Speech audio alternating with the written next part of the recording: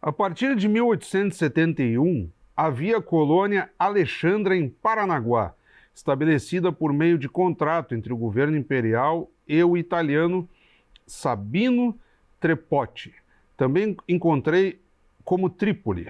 Ele deveria custear e gerir o desenvolvimento da colônia sob pagamento do governo. Era uma primeira tentativa do governo local que optou primeiramente pela iniciativa privada, mas não deu certo, porque as condições de vida ficaram muito aquém do mínimo necessário para os colonos se estabelecerem.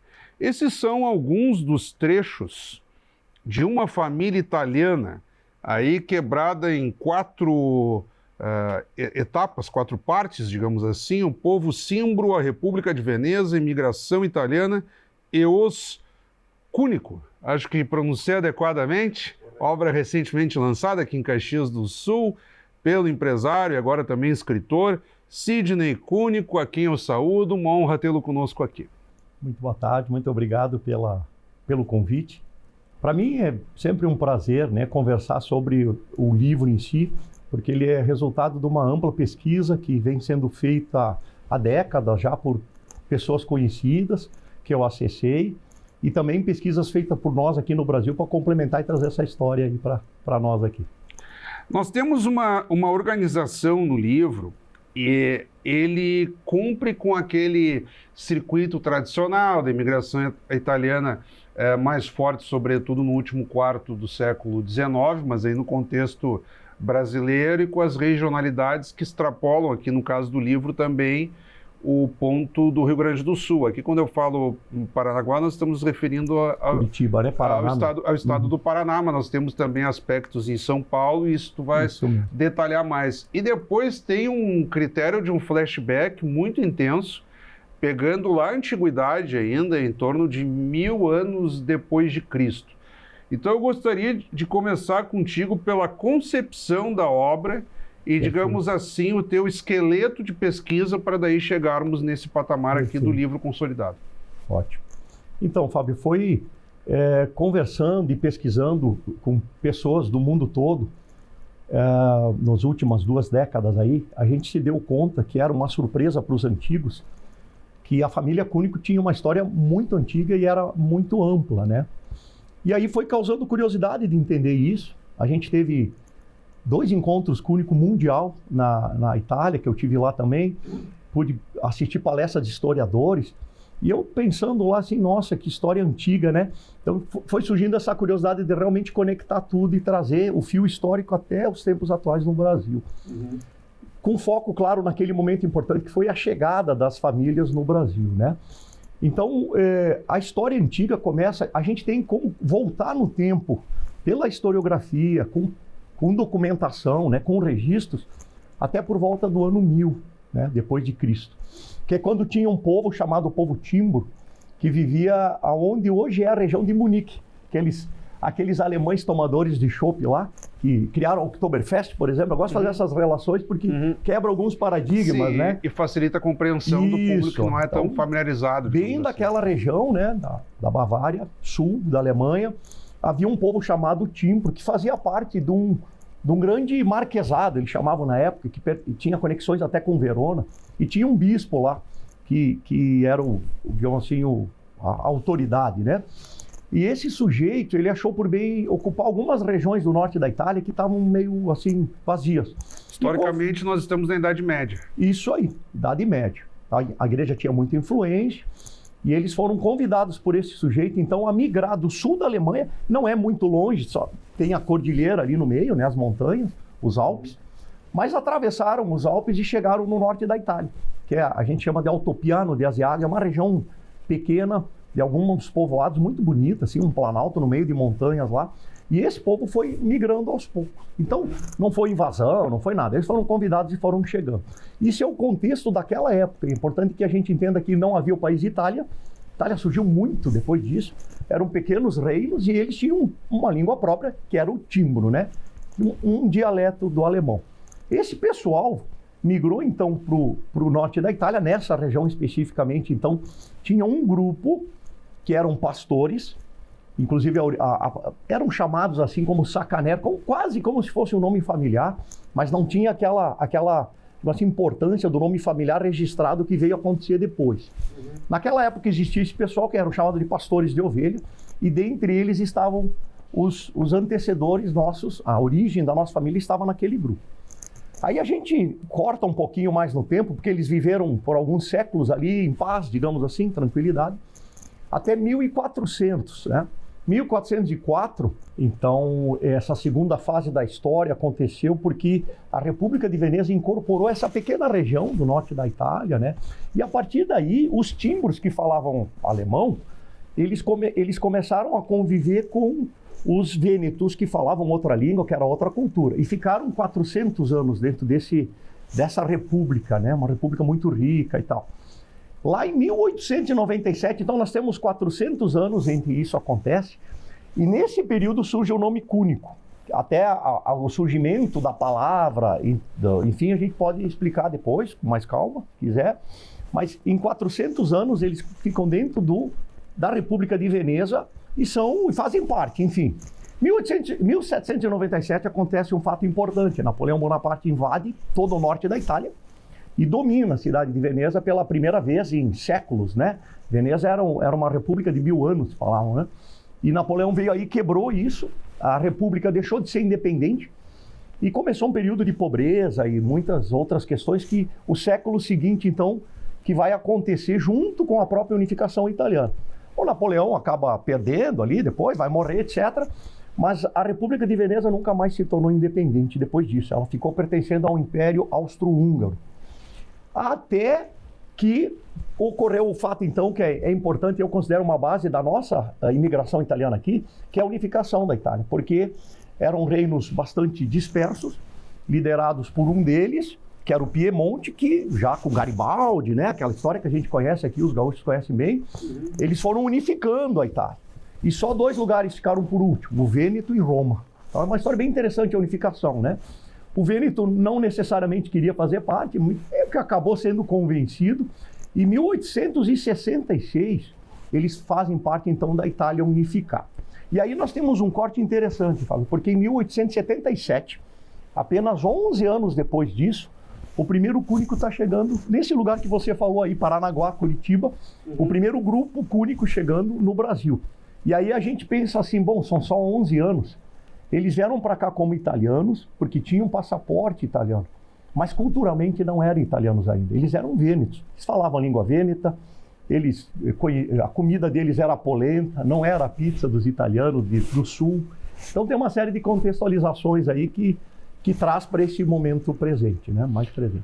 A parte que eu li, ela tem uma semelhança com os relatos que nós escutamos aqui na saga da imigração italiana, quando eu digo aqui, Caxias do Sul, por extensão a Serra Gaúcha, que é o quadro de dificuldades, desconhecimento da própria região aonde esses imigrantes estão chegando e tal, no caso aqui, Paranaguá, que de fato tem essa ligação. Ao mesmo tempo que o sujeito vai enxergar como algo virtuoso, um território que se unifica, esses emigrados, digamos assim, do solo aí já italiano, eles estão acusando exatamente o inverso, de que essa unificação caracteriza uma dificuldade para eles, seja de adaptação cultural, Perfeito. Mas sobretudo de ordem econômica, né? Perfeito, bem colocado. A unificação foi um pouco um impulso para uma boa parte deles sair da Itália. Era um momento de uma crise econômica muito forte. O novo reino da Itália começou a se envolver em algumas guerras, inclusive na África e tal, então eles requisitavam pessoas jovens do interior, e tinha um bom grupo que estava assim, descontente, né? Por isso que o Vêneto foi a região italiana que mais enviou imigrantes para o Brasil. É de longe, mais ou menos 55% dos imigrantes, principalmente aqui na Serra Gaúcha. O Vêneto tem uma unificação tardia nesse sentido? Ele chegou um pouquinho depois, quando os outros reinos da Itália já estavam, né? Tá. Mas, então, eles estavam um pouco descontentes. Tinha a questão também religiosa que pesava, porque o Papa foi contrário à unificação italiana, é importante a gente lembrar disso. O Papa não queria a unificação alemã, da italiana, porque ele tinha ao redor de Roma, aí era um principado que ele mandava, né? E ele foi forçado por guerra, ele foi invadido, né? E imagina para os católicos, que eram muito devotos naquela época, como assim agora o Papa perdeu o poder? Então, tinha uma série de questões de pano de fundo, e principalmente a crise econômica, eram pessoas que tinham muita dificuldade até de viver. Então, vamos embora para o Brasil, foi o que pensaram na época, ou para a América, né? Porque tinham outros países que traziam também. Mas num primeiro momento o Império Brasileiro saiu antes. Eu acho que é por isso que aqui começou mais forte a imigração. Logo depois teve a Argentina e Estados Unidos, aí os americanos superaram, talvez pela atratividade econômica mesmo, né? Mas a primeira etapa foi os que vieram para o Brasil. Eu vou te interromper um pouco, Sidney, e já na volta do intervalo nós damos sequência aqui, então, em Uma Família Italiana, obra do Café com Letras desta semana. Continue conosco, já voltamos.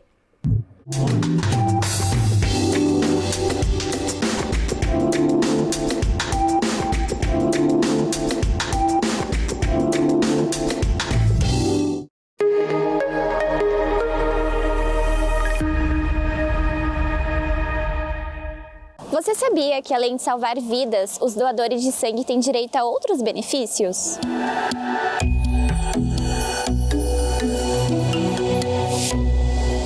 Isso mesmo, doadores têm isenção em taxas de concursos públicos municipais, estaduais e federais. Além disso, recebem meia entrada em shows nacionais e internacionais. Para adquirir ela, é necessário ter doado pelo menos 2 vezes durante o ano. Então bora doar? TV Câmara Caxias, juntos pela doação. Sempre que um aluno vai para a escola, nós do Governo Federal, Estados e Municípios, estamos juntos. Estamos junto dos estudantes, investindo em ações de combate à violência. Estamos junto da família, com programas que reforçam a segurança dos seus filhos. Estamos junto de quem ensina, melhorando a infraestrutura e o cuidado com o ambiente escolar. É assim, de estudante em estudante, de brasileiro em brasileiro, que juntos levamos mais proteção para todos. Estamos junto pela paz nas escolas. Brasil, União e Reconstrução. Governo Federal.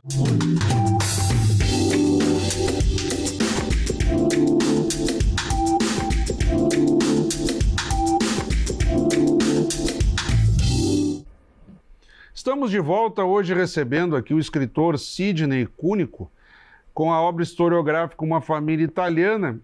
Sidney, nós íamos contextualizando todo esse percurso dos povoados italianos, depois da imigração já no contexto brasileiro, recebendo os italianos e, por consequência, da própria família Cunico, que é o, digamos assim, o foco da obra propriamente dita. Estabelecendo-se em solo brasileiro, nós temos uma peculiaridade. Ainda que estejamos agora em pleno sesquicentenário, digamos assim, da imigração italiana no Brasil, ou seja, 150 anos, aqui o livro traz um repertório um pouco anterior a 1875, inclusive fazendo um comparativo da integração desses povoados italianos com o cenário, num primeiro momento, do Império Brasileiro e depois, já passado 1889, no marco da proclamação da República, e já sob o regime republicano que perdura até hoje no Brasil. E tu fazes ainda uma categorização do que tu chamas de os italianos submissos, que são quase que escravizados, muitas vezes, por proprietários de fazendas, enfim, ainda num período quase que colado ainda à escravidão, e depois aqueles que têm um certo protagonismo, que se tornam até empreendedores. Eu gostaria de uma avaliação tua desse corte. Sim, também. Perfeito. Que forja, digamos assim, o descendente de italiano, provavelmente. Perfeito. Dito. É uma boa amostragem também nesse aspecto, né? A gente tem, a grande maioria dos imigrantes chegavam aqui humildes, digamos assim, né? Uma terra distante, não conhecia ninguém, não falava a língua. Então ele não tinha, assim, uma força, né? Uma energia. Ele aceitava e fazia. Então, por exemplo, nas fazendas de café, como tu citaste, isso foi comum, infelizmente, num primeiro momento, porque os proprietários de fazenda, até então, eles tinham escravos para trabalhar e tratavam os escravizados como escravos. Já o italiano não era assim, ou outros que viessem de fora, né? E muitas vezes o proprietário não conseguia discernir muito isso e tentou aplicar as mesmas regras. Então teve revoltas, teve bastante injustiça, teve muitas queixas, inclusive envolvendo o consulado da Itália, etc. E aí o pessoal teve que rever isso nas fazendas para começar a receber os italianos de uma maneira melhor, senão iam perder a mão de obra. Mas teve também, por exemplo, em Curitiba mesmo, esse que você citou, chegando ali em Paranaguá, pelo menos um caso muito interessante, Antônio Cúnico, o primeiro que chegou no Brasil em 1877, então, antes da escravidão ser abolida. Ele chegou, como o Império já estava então se movimentando, né, para receber essas pessoas, para substituir a mão escrava. E esse sujeito aí, o Antônio Cúnico, ele não se conformou com as terras que ele recebeu, porque eram ruins, eles não conseguiam plantar, tinha muito problema eram meio assim, tipo banhado, tinha mosquito, muita doença, morreu muita criança, tem registro, muitas crianças que morreram, ele mesmo perdeu um filho bebê, e ele disse, não, eu não vou ficar nessa terra aqui em algum momento. A gente não tem assim os detalhes, mas dá para perceber, por exemplo, ele participando de um abaixo-assinado com o próprio imperador, Dom Pedro II, ele lá assinando, um dos primeiros, exigindo terras melhores. Aí o próprio governador do estado entra, porque já estava virando assim quase uma revolta, e ele percebe que as colônias do litoral, na região de Paranaguá, eram muito ruins, tanto é que até hoje não se produz muita coisa ali do ponto de vista agrícola, né? E aí que ele resolve criar colônias ao redor de Curitiba, que já era uma cidade, né, bem estabelecida. Então esse senhor aí, o Antônio, eu tenho uma admiração por ele se tornou um líder, entre outros também que a gente pode citar, e ele conseguiu, junto com um grupo lá que brigou muito, italiano, com essas abaixo-assinado, etc., eles acabaram estabelecendo uma colônia chamada, num local chamado Água Verde, que era uma localidade próxima, mas hoje é um bairro de Curitiba. Hoje está dentro da região central. Então o sujeito que ia ficar lá no interior muito longe, ele acabou ficando quase que dentro da cidade. Imagina o valor das terras. Para ter uma ideia, as terras dele foram cedidas para seu cemitério, que até hoje está lá, um cemitério de Água Verde, foi cedida por um senhor Cúnico. Então tinha esses estratos todos, né?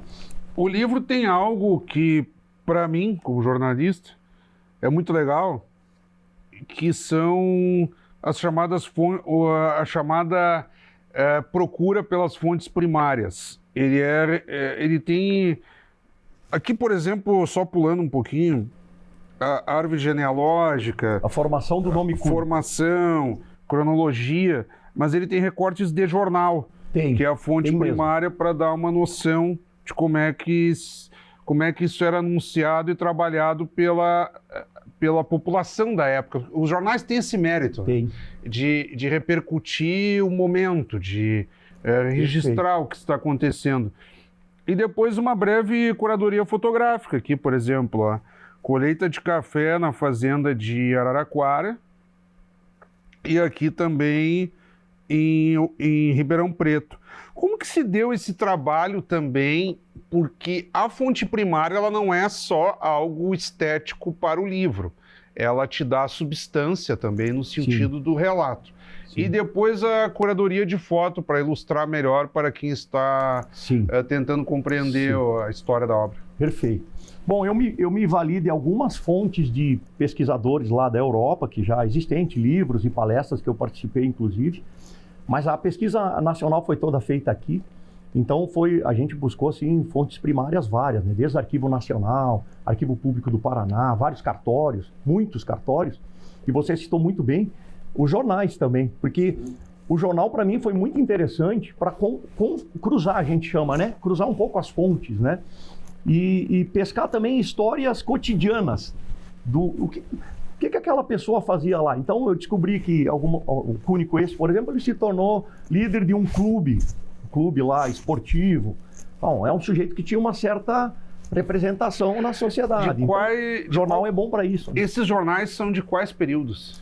Ele vai do final do século XIX, de 1890, que é quando por aí, até 1930 e 40 eu busquei todo onde eu encontrava algum Cúnico citado. Aí nós já começamos a ter um viés mais noticioso, né? Porque o jornal do século XIX, propriamente dito, ele é um jornal mais de mais opinativo, sim, é um jornal mais partidário, digamos assim. Sim, verdade. O jornal, na virada para o século XX, já se torna mais informativo, né? É isso aí mesmo. A gente descobriu umas histórias muito interessantes em jornais, assim. Mas claro, vai ter enriquecendo a imprensa operária reivindicando alguma coisa. Ainda vai ter, às vezes o jornal tinha um viés, ainda continuam os jornais republicanos e tal, mas ele vai ganhando uma conformação um pouco diferente, né? Sim, perfeito. E você falou das imagens, uma coisa interessante para o público aí, por exemplo, a capa e a contracapa, nós fizemos junto com o pessoal da Edux lá. Essas imagens que são fonte primária aqui, ó. Por exemplo, aqui está escrito Cúnico Antônio, bem em cima aqui. Carta, né? Não, aqui é registros das hospedarias, onde ficava. Por exemplo, aqui está sendo citado, mão, no caso, né? Aqui está sendo citado que os colonos recebiam ajuda do governo. X valor para comprar ferramenta, para comprar alguma coisa. Havia esse compromisso nos primeiros meses, aí os governos ajudavam. Então, as imagens também são parte das fontes. E aqui atrás também, tudo que aparece na contracapa são documentos que a gente Sim, matrícula dos imigrantes, ó. Listas de navios, são fantásticas. E aqui, por exemplo, ó, isso que é muito legal, ó, o imigrantes escrito com 2 M's. A grafia em português, naquele momento, ela tem umas peculiaridades muito ainda interessante. até consolidar. E a gente tem que se acostumar com isso, senão às vezes não interpreta corretamente algumas coisas, não consegue nem entender. É interessante que nós temos uma obra com um rigor de pesquisa, de produção e de escrita, que poderia se dizer, resultou de uma monografia, de uma dissertação, algo do tipo. E não, é uma pesquisa historiográfica por iniciativa própria, sem maiores vinculações com um curso ou outro. Mas, por um acaso, tu és hoje também estudante, ou como se usa aqui a expressão, acadêmico do curso de História da UX. E tu pretendes como dar sequência à obra aqui? Porque à medida em que tu és um estudante hoje, um aluno de História, talvez haja possibilidades aqui de ampliar ou de retrabalhar isso. Poderia gerar um mestrado, algum estudo mais dedicado, específico, com certeza. Pelo que já conversei, seria possível, né? Mas eu num primeiro momento, o que eu quis muito, Fábio, foi resgatar uma história que iria ser perdida, com certeza, com o tempo, claro. Registrar ela num livro para que novas gerações não percam essa fase, né? O que se sabe até então. Porque a gente não pode perder a história, né? Mais uma vez, então, eu quero te agradecer, Sidney. Breves segundos aí para a tua despedida. Muito obrigado pela atenção aqui. É sempre interessante falar sobre história, é uma paixão que eu tenho, né? Ainda mais uma pesquisa que eu fiz aí com muita alegria, né? Então, eu agradeço muito o convite aqui, tá bom? A honra foi toda nossa. Acabamos de conversar, então, com o empresário, agora também escritor, Sidney Cúnico, que nos brindou aqui com a pesquisa historiográfica Uma Família Italiana, obra recentemente lançada aqui em Caxias do Sul e pauta do Café com Letras desta semana. Como sempre, também convidamos a todos que continuem acompanhando a nossa programação. Até o nosso próximo encontro.